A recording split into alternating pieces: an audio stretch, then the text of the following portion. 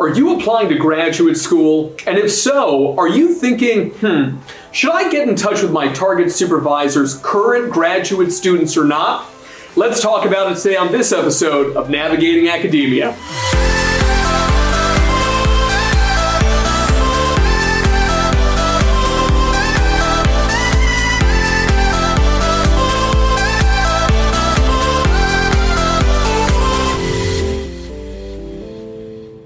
What's up, Navigating Academia family? This is your buddy, Dr. Phoenix Singh, coming at you to be able to discuss a topic that a lot of you have asked me about. So I figure why not make a special episode on it. Now, before we go ahead and get started, please make sure to go ahead and smash that like button. And if you haven't already subscribed to our channel, but you've watched a few of our videos, or you enjoy this one, please consider subscribing. We'd really appreciate it. Also, be sure to comment below. Really helps the algorithm. Now, if it's something where you really love our content and you want to support us, please consider becoming an official patron of ours on Patreon. The link for which is down below. You'll get access to exclusive content. You'll get a personal shout out from me in a video. You can recommend topics for live streams. And in addition to that, you'll also get discounts if you ever want to book a one-on-one session with me to be able to discuss things like how to be able to get into your target graduate school, how to be able to personally connect with your target graduate school supervisor, and so forth. If you do want to book that kind of a session, go ahead and right down here, you can follow that link to my personal website, and then we can discuss all of those things one-on-one. So without further ado, let's go ahead and get to the topic at hand for today. Today, we're going to be talking about if you are considering applying for graduate school. A lot of people ask me, okay, I went to their lab website, the Target Grad School Supervisor's website. I found out that they have a lot of grad school, students right now, grad students right now. Should I get in touch with them? And a lot of people just kind of off rip, they just think that this is a good idea and they email them directly. I'm here to tell you today that you need to be incredibly careful with how you go about contacting someone's current graduate students. All right, this same thing. If you want to get a postdoctoral fellowship and you just want to get in touch with current postdocs and all, regardless, okay, this advice is for you. So I have a few points to be able to make today.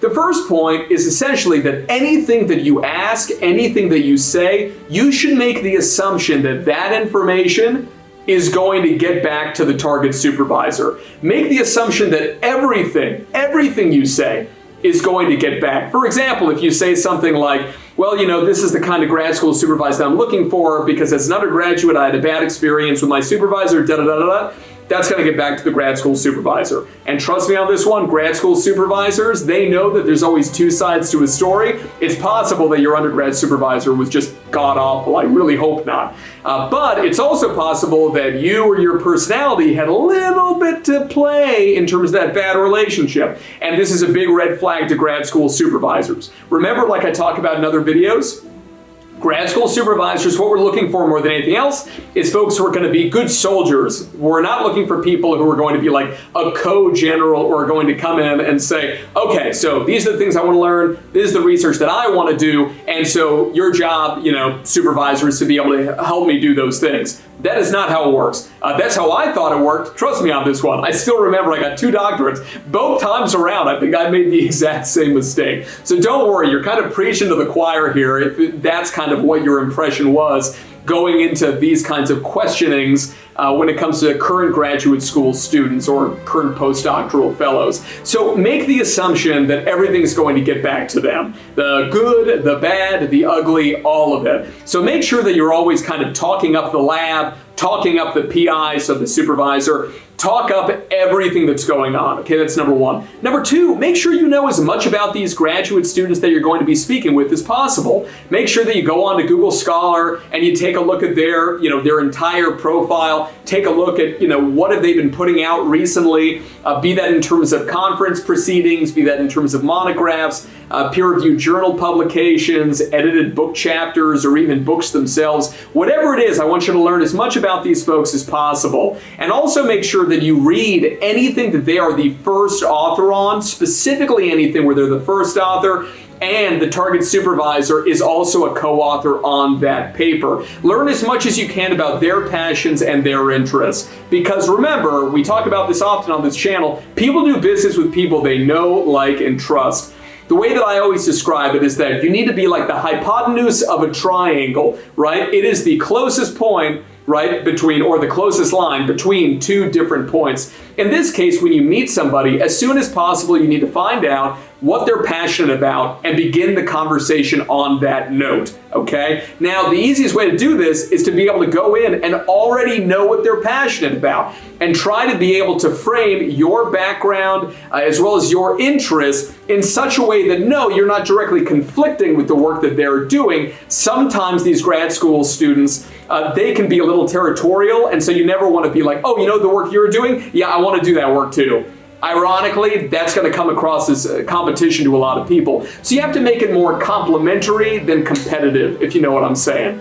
Okay, so that's the piece there. The third thing is that it is not a good idea to just like cold email somebody in the lab and be like, hey, can I have a conversation with you? I'm thinking about applying to the program and I'm interested in Dr. Johansson's work. I think she's great and I would just love to be able to work with her. So, can I talk to you?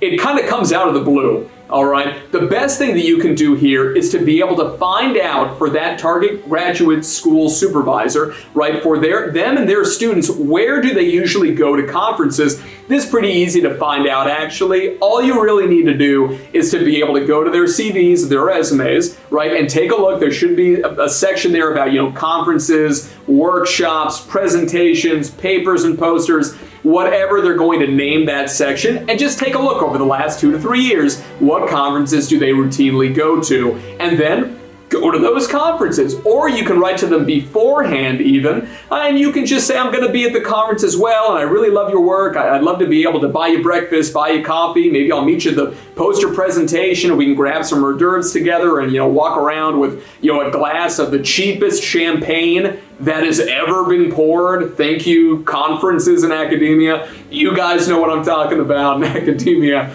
So that's the idea here, okay? Is anytime that you can meet these folks in person, and I'm not talking about, in person like Skype or Zoom or WebEx. I'm talking about like both of you going to a conference, you meet at the bar, you hang out and have some peanuts, whatever, right? Have the conversation in person.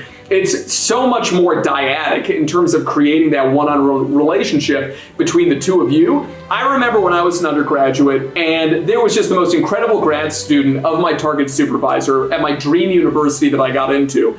And her name was Elizabeth, and she was amazing. And I still remember that we met at a conference and we just had very similar personalities. And when she found out who my target grad school supervisor was, she said, you stay in touch with me the whole way. I'm going to, name drop you all the time to this supervisor because I want you to be in this program. Why? Because she enjoyed my personality and she said, wow, I can have somebody who's almost like a friend joining the lab, right? And this was the coolest thing for me. I was so young at the time. I remember that was when I was either 18 or 19 years old. So I was really young at the time. And that meant the absolute world to me. And obviously in these sorts of contexts, you can ask kind of open-ended questions that don't have any kind of little judgment, not about like have you had a bad experience in the lab or what's the worst part about being in the lab. Never use any negative language because even though it could be unintentional, it's going to cognitively prime the other person to think that you have some negative assumptions or there's something bad going on. Always ask, what's your favorite part about being in the lab? These sorts of things, or, do you have a paper that you wrote that was the best experience you've had so far? All these positive things. That's the kind of language that I want you guys to use, all right? So that's what I've got for y'all today. Thank you so much for watching this episode. I want to hear your questions, especially if they're really high sensitivity, meaning that they would be of interest to the thousands upon thousands of subscribers that we got here on the channel. I want to hear from you down in the comments below, even if it's just to say that you really enjoyed the video or you hated the video, but you like the new chair. God bless you. Go ahead and let me know.